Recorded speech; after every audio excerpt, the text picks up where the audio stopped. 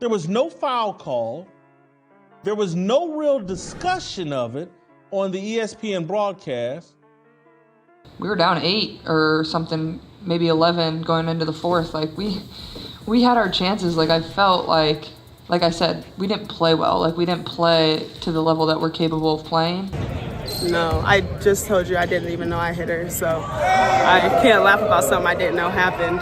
WNBA. Let's get to the WNBA and this sensational rookie from the Indiana Fever who continues to be box office. Any kind of critique of Caitlin Clark, because that gives fodder to those who believe she's being hated on and ostracized to some degree.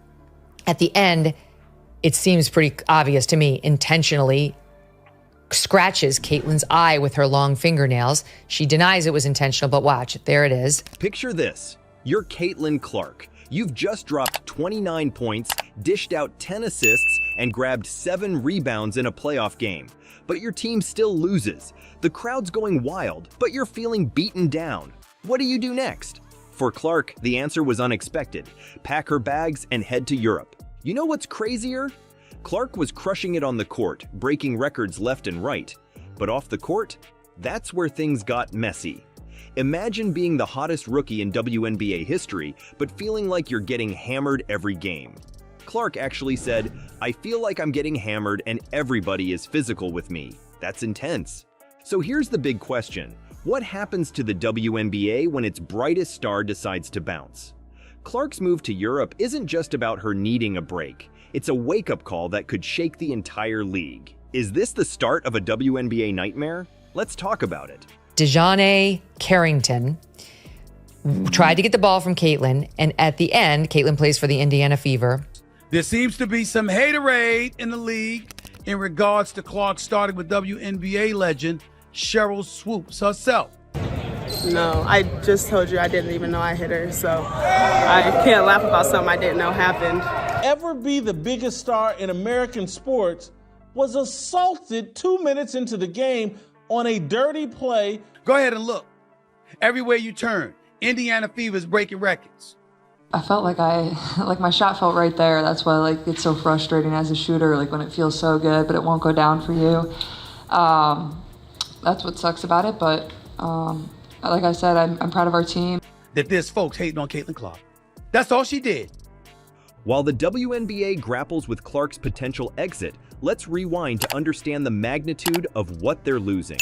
Remember when 3,000 fans at a Fever game was considered a good turnout? Clark changed that game, literally and figuratively. How does a rookie go from debut to league-altering force in just one season? Caitlin Clark didn't just join the WNBA, she revolutionized it. In her rookie year, she led the entire league in assists with 337 and three-point field goals made with 122. That's not just good for a rookie, that's dominating the game like a seasoned pro. But wait, there's more. Clark averaged 19.2 points and 8.4 assists per game, topping the charts for rookies. She wasn't just playing basketball, she was putting on a show every single night. Now, let's talk about the Indiana Fever. Before Clark, they were struggling to fill seats. We're talking about 3,000 fans on a good night. But with Clark on the court, boom. Suddenly they're packing in 15,000 fans per game. That's a 400% increase. Can you imagine the energy in that arena? And here's where it gets really wild. By August 2024, Caitlin Clark became the top jersey seller in WNBA history. She outsold legends like Sue Bird and Diana Taurasi. That's insane for a rookie. But Clark's impact wasn't just about numbers on a stat sheet. She brought new life to women's basketball. Every game she played became a must-see event. People who never watched the WNBA before were suddenly tuning in just to see Clark work her magic. You know what's even crazier? Clark didn't just break records, she shattered them. She became the first rookie ever to record a triple-double in WNBA history. That's points, assists, and rebounds all in double digits, in one game. Let's talk money for a second. Clark's presence generated over $5 million in ticket sales during her rookie season alone. That's not just good for her team, that's good for the entire league. Even the WNBA commissioner, Kathy Engelbert, couldn't help but gush about Clark. She said, "She's clearly an unbelievable player, came in with an unbelievable following. When the commissioner is singing your praises like that, you know you're doing something right." I get she had a bad game. Connecticut Sun looked good. They looked experienced. They brought a level of intensity and physicality. There it is. She could pull her hand away. She didn't. And Caitlin had a black eye. Because to know basketball like Cheryl Swoops does, to be as accomplished as she is. Hold on. So she goes for the ball. And then look, she points her hand down after the play, after the ball is past this player from the Sun. Your meal ticket should be stabbed in the eye intentionally? Here's the thing about Clark. She didn't just make her games popular. Her games became more watched than matchups featuring established stars. Think about that. A rookie outshining the veterans in terms of viewership? That's unheard of. But it wasn't just about her skills on the court. Clark brought a whole new fan base to the WNBA. People who might never have given women's basketball a second thought were suddenly buying tickets and jerseys. So, what does all this mean? Caitlin Clark didn't just have a good rookie season. She had a season that changed the entire landscape of the WNBA. She proved that one player can transform a team, a league, and the perception of women's basketball as a whole. Clark's meteoric rise seemed unstoppable. Yet behind the highlight reels and sold-out arenas, a storm was brewing. What unseen forces were pushing the WNBA's brightest star to her breaking point? You'd think being a rookie sensation would be all glitz and glamour, right? Wrong. For Caitlin Clark, it was more like being caught in a tornado. Imagine this. You're breaking records, selling out arenas, and then bam, you're getting slammed on the court like never before. Clark didn't hold back when she said, "I feel like I'm getting hammered and everybody is physical with me." That's not just a star complaining about a few rough plays. That's a cry for help from someone who's feeling like a punching bag out there. But it's not just the physical stuff that's getting to her. There was no foul call. There was no real discussion of it on the ESPN broadcast. When you went and kind of swatted at Caitlin, did you intend to hit her in the eye? Your biggest star, your meal ticket, the reason why you have relevancy, just got stabbed and assaulted. Clark and the Fever currently lead the WNBA in average game attendance and per game TV viewership. We were down 8 or something, maybe 11 going into the fourth. Like we had our chances. Like I felt like I said, we didn't play well. Like we didn't play to the level that we're capable of playing. Picture playing 40 full minutes in a playoff game. You're giving it your all, and then suddenly you can't see. Why? Because someone just poked you in the eye so hard you go temporarily blind. That's what Clark went through. And the refs? They barely blinked. Now let's talk about the mental game. Clark's been crushing it on the court, but off the court? She's drowning. She actually said, "I need a reset. I need to get away from all of this." When the league's brightest star is begging for a break, you know something's seriously wrong. And here's where it gets really messy.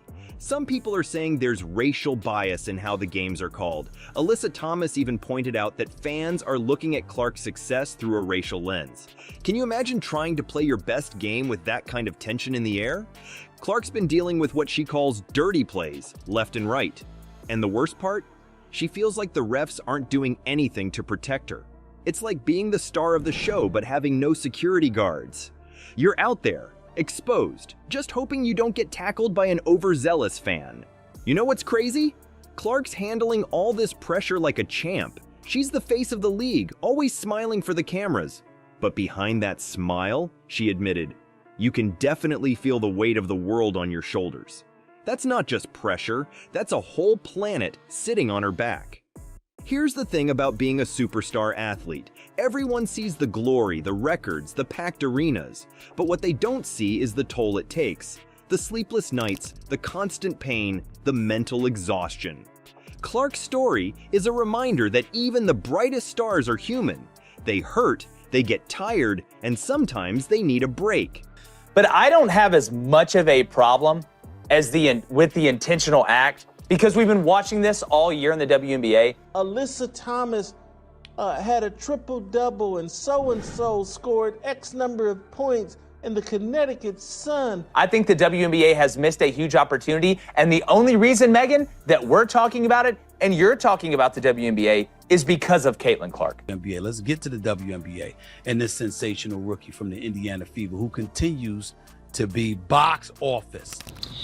Caitlin, could you tell us a little bit about your eye, the hit, if it affected you, how it affected you, and through the rest of the game? Thanks. At the end, it seems pretty obvious to me, intentionally scratches Caitlin's eye with her long fingernails. She denies it was intentional, but watch, there it is. You've seen Caitlin Clark dominate on American courts, but what if I told you she might be trading in her WNBA jersey for a European one? It's not just about a change of scenery. This move could spark a revolution in how we treat our basketball superstars. Let's talk about why Europe might be looking pretty good to Clark right now. Imagine playing in a league where you're not getting bodied every time you touch the ball. That's what Europe could offer, a style of play that's less physical and more finesse. For Clark, who's been feeling like a human punching bag, that's gotta sound like paradise. But it's not just about the physicality. The officiating in Europe is different too. Maybe Clark's thinking, hey, if I can't beat him here, I'll go where the refs actually call fouls. It's like she's looking for a basketball oasis where she can just focus on her game without feeling like she needs to wear body armor. Now here's where it gets wild. Clark leaving for Europe isn't just about her needing a break. It's like she's holding up a giant neon sign saying, hey, WNBA, we've got a problem. And you know what? The league better pay attention, because losing Clark could be a financial nightmare. Think about it. Clark's games were drawing more viewers than some matchups with established stars. That's insane for a rookie. If she bounces, we're not just talking about losing a player. We're talking about empty seats, fewer jersey sales, and a whole lot of fans wondering where their new favorite player went. But maybe, just maybe, this is the wake-up call the WNBA needs. It's like Clark is saying, if you want to keep your stars, you better step up your game. The league's been struggling with player treatment and support for a while now. Clark's exit could be the push they need to finally make some real changes. Imagine a WNBA where players feel protected, supported, and valued, where mental health isn't just a buzzword, but something the league actually cares about. That's the kind of change Clark's move could spark. No, they're not, which is surprising to me. We have to really see what the WNBA organization is about and who they are. Caitlin Clark's trying to pass the ball in the first 2 minutes of the game, and this woman swats at the basketball and somehow decides to turn her hand down and her fingernails. Was not called as a foul. And then she was seen celebrating on the sideline and laughing with a teammate. Any kind of critique of Caitlin Clark, because that gives fodder to those who believe she's being hated on and ostracized to some degree. You know, we didn't shoot the ball like we're capable of, but even that to the side, like we're capable of winning this game without making shots. Our defense could have been a little bit better. I don't even know why I would intend to hit anybody in the eye. That doesn't even make sense to me. But no, I didn't. I didn't know I hit her, actually. You know what's crazy? This whole situation could end up being a turning point for women's basketball. It's not just about one player leaving. It's about forcing the league to look in the mirror and ask, are we doing enough for our stars? Think about it. If the WNBA starts treating its players better, protecting them more, and really listening to their needs, who knows what could happen? We could see a whole new era of women's basketball, where players aren't just surviving, they're thriving. So, is Europe really the answer for Caitlin Clark? Maybe. But the bigger question is, will the WNBA hear this cry for help and make the changes needed to keep their stars happy and healthy? Because if they don't, Clark might just be the first of many to look for greener pastures overseas. All right, let's wrap this up. Caitlin Clark's journey from rookie sensation to potential European star is wild. She came, she conquered, and now she might leave? That's crazy. But here's the thing. Clark's move isn't just about her. It's about the whole future of women's basketball. Think about it. If a superstar like Clark feels she needs to leave to be treated right, what does that say about the WNBA? It's like she's shouting, hey, we need better support here. And you know what? She might be right. So here's the big question.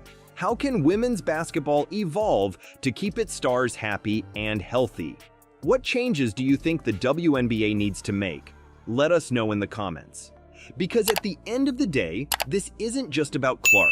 It's about making the game better for everyone.